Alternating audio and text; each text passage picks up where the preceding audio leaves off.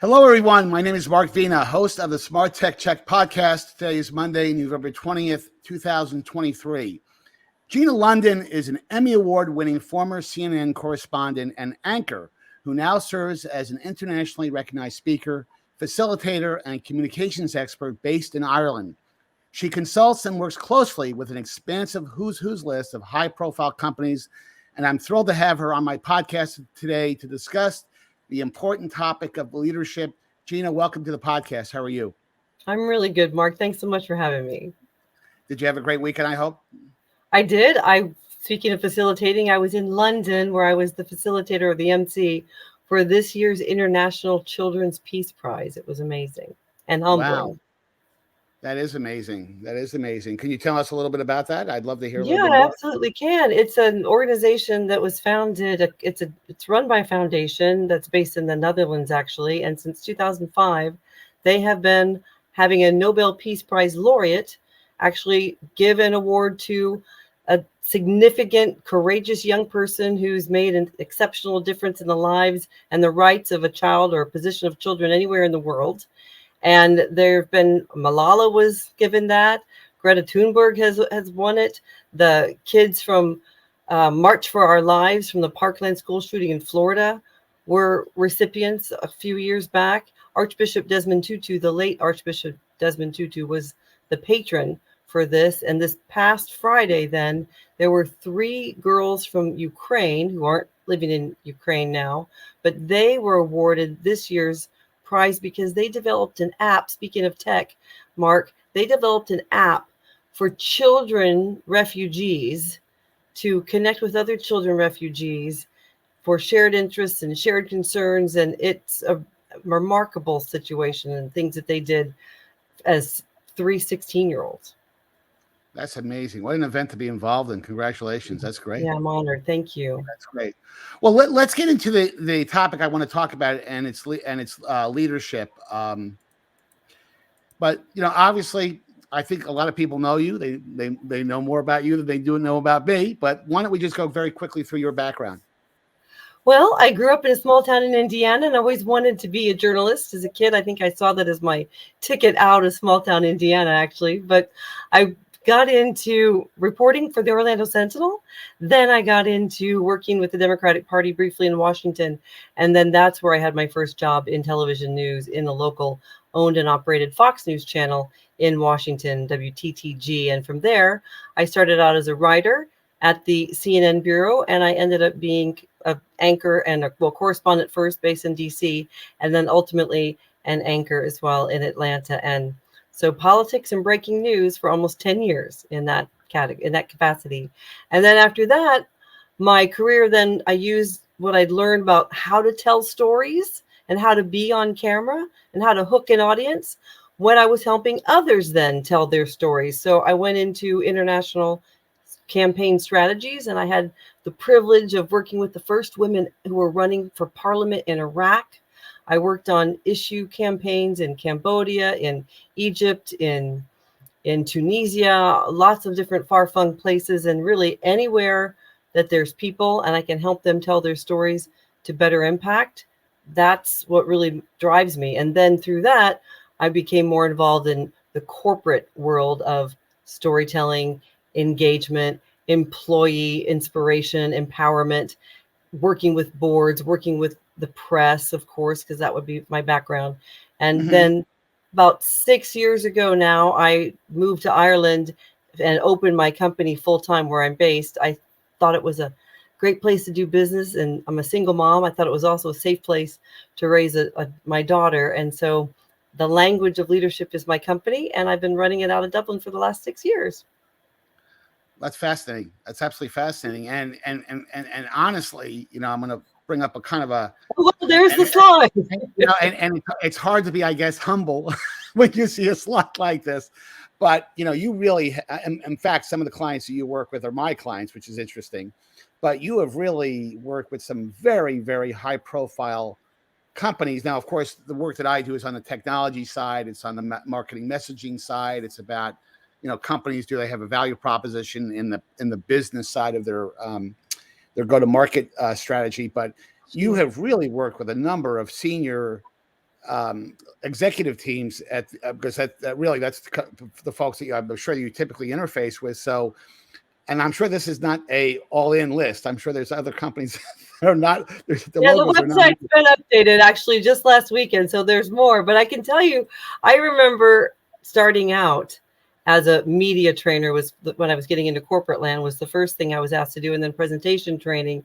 And I remember seeing on other consultants' websites these lists of logos that you're seeing right now, and being absolutely overwhelmed and thinking that, oh man, how do they do that? Well, one person at a time. My first 3 clients were 3 senior vice presidents at SAP, and they, yes, wanted media, and yes, they wanted presentation. And they said, we also want this thing called executive presence, Mark. And I was seriously, this is probably 2012. And I remember going and Googling executive presence. I'm like, well, I don't even really understand what that is because I didn't work in corporate land coming up. I started in the press. And then now one of those guys left and went to another organization and hired me when he was doing stuff in Southeast Asia. Another guy recommended me to another person. And then you start meeting people through various networking organizations, and they recommend and they go to different companies. And it really is that on and on and on. They tell 2 people and they tell 2 people. And a lot of the business development that I do now is through simply reaching out through learning and development or direct to the executives themselves through LinkedIn. And I've had great results with that as well. So people are more open to wanting someone to help coach them or their teams. And they're also more open to meeting someone virtually, like we're speaking right now on this podcast. And I think that's a great thing because it's helping us make our world smaller in many ways. And I enjoy that. Well, and word of mouth can be a very, powerful tool. And once you work with a number of companies like this, a small number, the word gets out very quickly that, you can be very, very effective by pulling you into their organization for help. So does not surprise me in the least. But, as we talk about the topic of leadership, and it's an interesting topic because I, very often interface with the very senior levels of companies that I work with. And I have found that, at least in Silicon Valley where I'm based, what's really fascinating to me is that very often people who are CEOs, especially of small companies that just got founded, they're either, just by the basis of their background, they're either engineers, they might be marketing and salespeople. If they're a founder of a company, they might be the person that actually delivered the technology. And just because they're really smart from a product standpoint, that doesn't normally translate to being a great leader. So from from all the companies that you've worked with, give me some color on how you kind of define what leadership looks like in today's digital age. Yeah, thanks, Mark. It's a really important question. It's one that I don't think a lot of founders necessarily ask themselves because, like you just indicated, most startups, I mean, even the big companies, obviously, like Meta and Google, well, they're started by a tech savvy person. Then that gets into sales. Then that gets into how do we make more money. And at some point, though, how do we engage our employees? How do we help them feel that they're valued? How do they feel that they can connect with us as executives? And more and more and more, people are wanting to feel that they can approach their executives, their supervisors, their managers. This whole idea of, well, can we have AI substitute for every kind of job? Not for the personal connection. We can't. Not for the leader actually talking to their employees in a town hall, virtual or in person.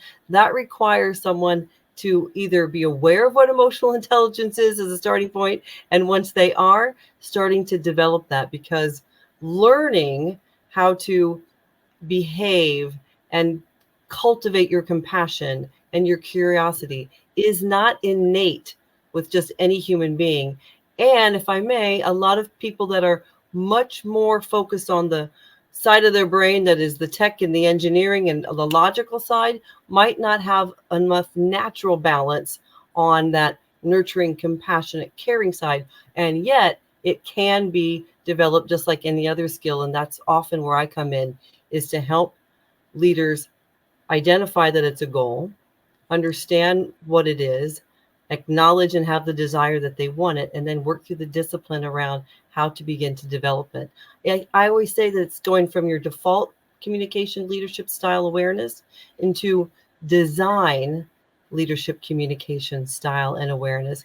And then over time, once you start to get that positive feedback and it starts to reinforce some of these behaviors you might be stepping out in on faith initially, that becomes your new default.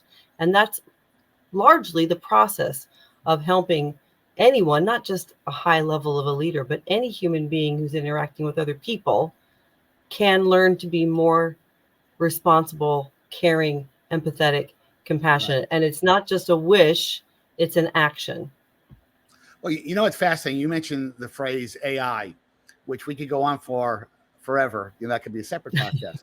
But I was at an event, a very senior event with one of my clients, and I won't tell you who they are, but the CEO was on stage, and the question was asked, how do they anticipate AI helping their organization?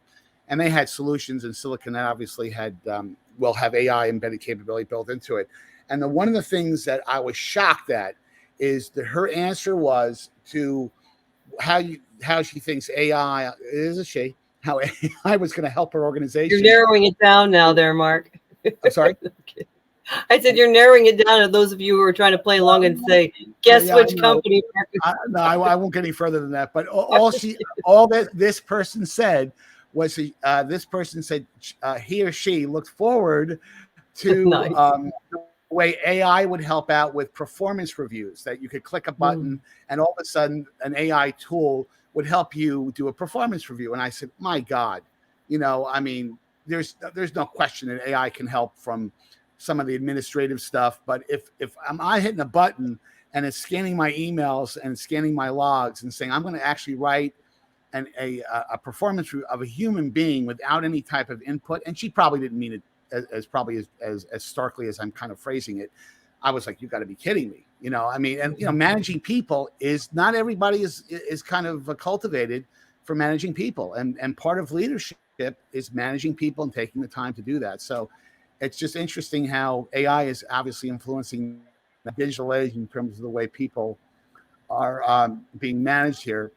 I hear you. And before we go to topic 2, let me just expand on what you just said, because it is a topic that I hear of a lot too. Of course, we're hearing what's it going to replace, what's it going to be used at. We can use VR to test if my sales talk track was handled well, or if I'm asking the right follow-up questions. And there are certainly some personal stuff that I think AI can help manage, but or help facilitate, I should say.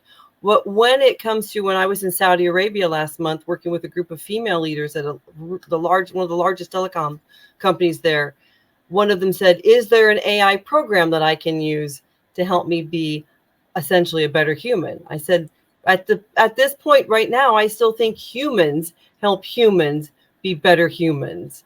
And I think that is something, though, that we need to guard against.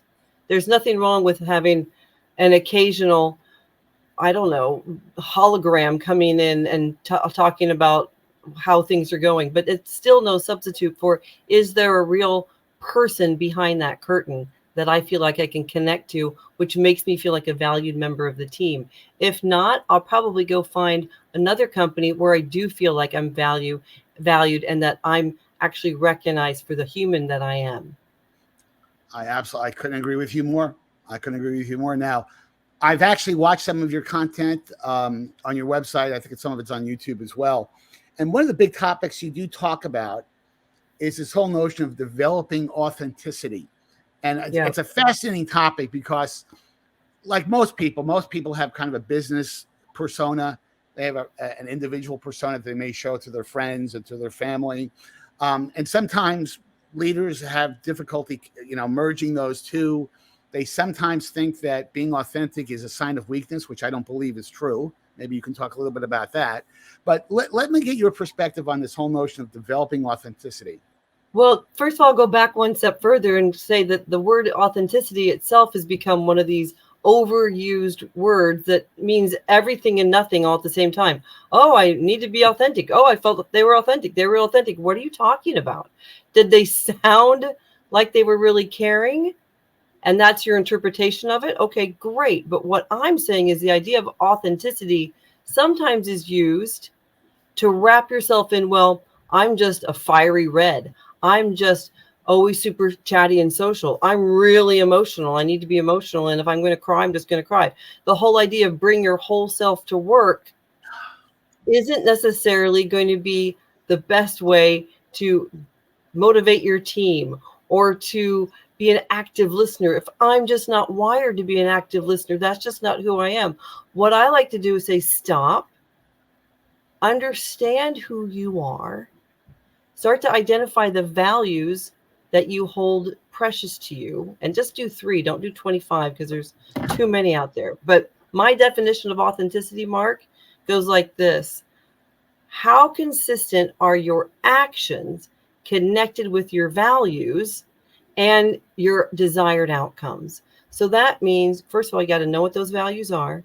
You got to start to think about who your audience is, because you might be really informal with one colleague where your top level supervisor might be much more of a formal person. So that requires you then to make some smart choices about which version of you that you're going to bring to be more successful and more connecting in any particular engagement. So don't be a pinball in a pinball machine.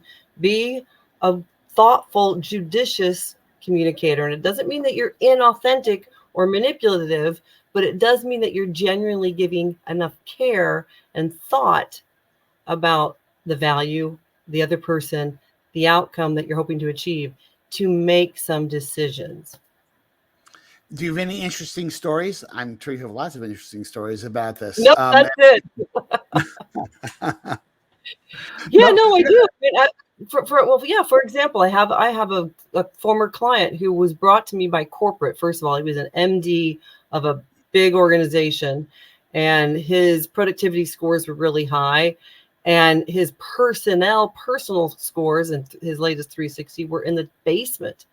And corporate said, we need to teach this guy to care. So like, oh, well, his authentic self isn't that, right? So first of all, I went into like a hostile witness environment because he didn't want to meet with me. He was like, I don't know what you're coming in here. He's like, you can tell I'm a good manager because you just walked into that open door. Like, that's an open door policy. I said, but are you ever walking out of that door on your own and talking to people and asking people how their weekend is? He's like, that's not who I am. That's inauthentic. And I said, well, let's just get to know you better. So this is going to be now 6 months. I'm going to condense in like 2 sentences. Essentially, I started to ask him more questions about himself and trying to find out, where is his passion? Where's his human side? Does he have it? And they don't all have it. I mean, there is neurodiversity out there, and there are some things where you simply can't teach them to ever feel comfortable with it. But with this guy, he started talking about his 5-year-old daughter, and his face lit up. Mm-hmm. And the way he even spoke started getting softer and more thoughtful and a little bit laughing and human. So I could tap into that. And frankly, I put it on camera. I said, hold on, let me put my phone up here and let me record you talking a little bit about the last time she was running late for school. I just picked a weird topic. And he went off on a whole comedic story about how she wouldn't put her shoes on, and it was just cute. And then I said, now talk about the next project and the next deadline or the next sales projections with the organization. And the mask went back on, and it was very frontal cortex, just going right for the information, and there was no emotion. And then I played both recordings side by side. And I said, now, who would you like to work for? And it helps people see that they do have that within them. And over time, then we started doing small exercises. It doesn't happen overnight, but small exercises of how to change your actions to essentially rewire your whole neural pathways of how you think about yourself and how you think about the style of leadership that you can bring. And that is the crux of the whole neuroplasticity growth mindset psychology that Carol Dweck from Stanford University years ago was so pioneering in that field, that if we change our actions, we can change our thoughts about how we view ourselves and view our world around us. And that is remarkable. And I can say after 6 months, is he going to be perfectly compassionate all the time? No, but he's much more in tune, and most important of all, desiring to be it. You can raise someone's awareness, but if they don't have the desire, it's dead in the water. You can have their awareness and their desire, and if they don't do the little small maneuvers with small discipline daily work, it also isn't going to really develop. So I call that my ADD principle: awareness, desire, discipline. But it can be done, but it needs to be incremental, and of course with them wanting it. You know, it's fascinating out here in the Valley. Steve Jobs, as you know, is worshipped as, you know, everybody wants to be like Steve Jobs. You know, I want to dress like Steve Jobs. I want to manage like Steve Jobs. And the reality is it was only one Steve Jobs. And it would have been fascinating. And this actually could be another separate podcast. You know, how would have Steve Jobs kind of fit into your leadership framework? Because I will tell you, you know, his management style, as you know, there's been many books about it, was a very not, I wouldn't say it was the greatest management style of all time. He was either you liked him or you didn't like him, you know. He was direct. He was command and control. He was a visionary. There was no question. And as he became sick, and his mortality came before him, he became a lot more sensitive and a lot more aware. And that's ironic, but you're absolutely right. You're absolutely right. Let's say he would have had a second lease on life. It's pure conjecture, but I think there was a glimmer in him that was coming out that acknowledged his daughter, that started to speak in a different way. I think that he was potentially having an epiphany that if he had been given an extra chance, you might have seen him develop as well. Oh, I agree. I agree with you. So our last topic is, in a few minutes we have left here, is from your perspective, and this is a terrific conversation. How can great leaders connect values to behaviors? Because that's not as easy as it sounds, you know. No, because the frustrating thing for me, or the job security for me, is there are a lot of companies that will spend a lot of time making these great value statements that the organization stands for, and then they get popped in a book or popped up on a wall in some beautiful calligraphy, and that's where they stay. And if your senior leadership, start with your senior leadership team. It's a lot harder to move culture up than it is to cascade it out. But work with your senior leadership team to help them identify what behaviors mean. How do we live these values practically, not theoretically? Because in fact, I'm getting ready to work with an organization the first of the year that is new enough that they're really wanting to create this, and they spent like 18 months on their values, and they still have a situation where if somebody's across the hall from the other person, rather than get up and go talk to that person, they will send an email. So we are already having this disconnect on, are you really living your values? Do you understand what that even means? Or are you thinking it's some big, lofty sort of situation that isn't just into the little details, the little small behaviors? Like, are you always on your phone when someone's in a meeting with you? If you're being presented to someone else, are you on your phone while they're speaking? Oh, no, go ahead, I'm listening. That is a leadership style that can be identified as not in alignment with our values. And then if the senior leaders will agree to role model that out, that can change the entire feeling of how people interact with others in a culture. And it does ripple out, and it does have really big impact. These small examples can be really big. So ask how and make it practical. No, leading by example is such a big deal. And it's really hard today, you know, and I have some sympathy for this, because if you go back about 25 or 30 years before we had smartphones, before we had wireless, you know, an executive could have a staff of folks, and they were not on their phones. You know, they weren't tapping away on their phones, or they didn't, you know, because I've had some very high level jobs where, you know, the CEO or the leader, the executive leader of the group is presenting something, and everybody's on their laptop checking their email.